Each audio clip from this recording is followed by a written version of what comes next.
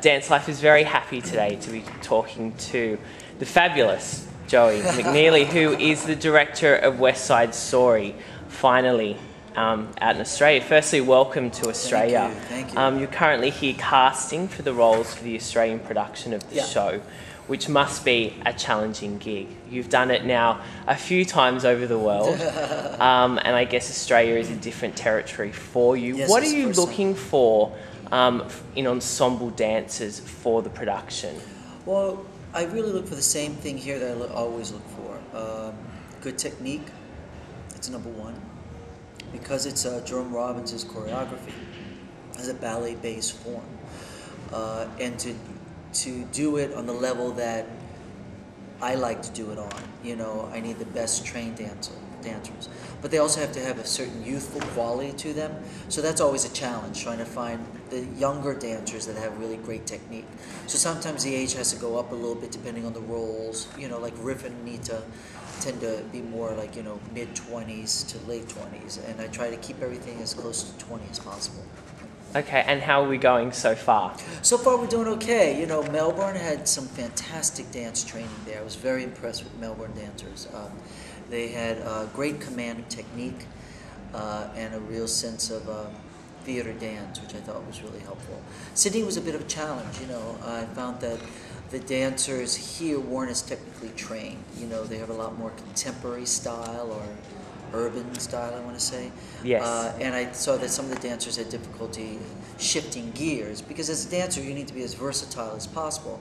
I'm a big advocate of ballet, because if you train the muscles for that, then you can do anything else. All that other stuff is fun. It's a variation of that. So. Sure.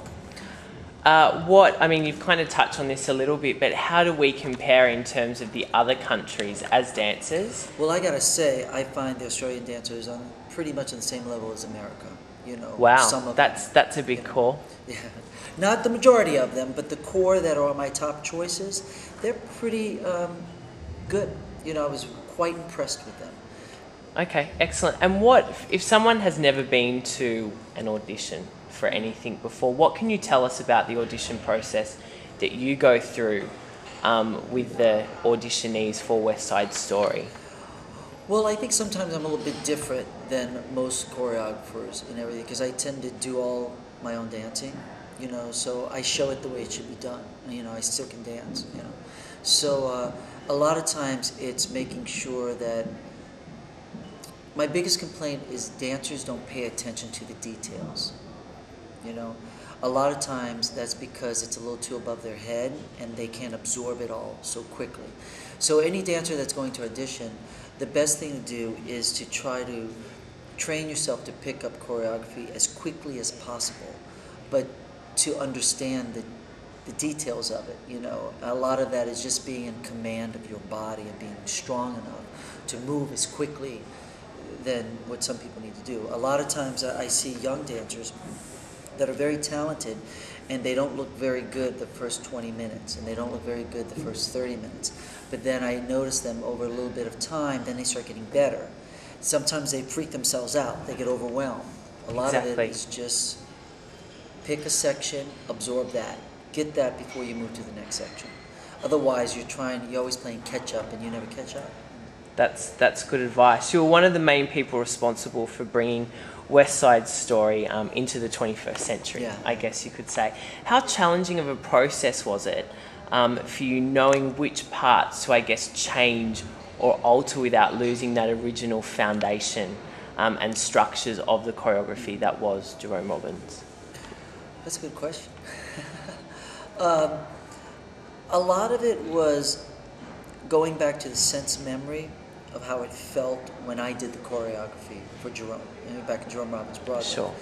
And because I was very young, I was the youngest one in the cast then, and I just remember all of the emotions that I went through, you know, and so I used that youthful energy that I can recall to try to infuse the choreography with that again, you know, and a lot of it is powering the jumps a little higher, powering the kicks a little higher, pushing it from what I remember being pushed at as a dancer, because I was one of the, not to sound conceited, but I was one of the best dancers in that production. He gave me all the features.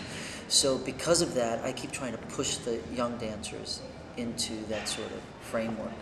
And a lot of it is just being, I want to say, grittier with the emotions. Yep. Because I tend to curse a lot in auditions Sure. and in rehearsal. That's because in the contemporary world, the kids on the street, they curse a lot. That's their form of communication in terms of releasing emotions, especially when they're angry or feeling violent or aggressive.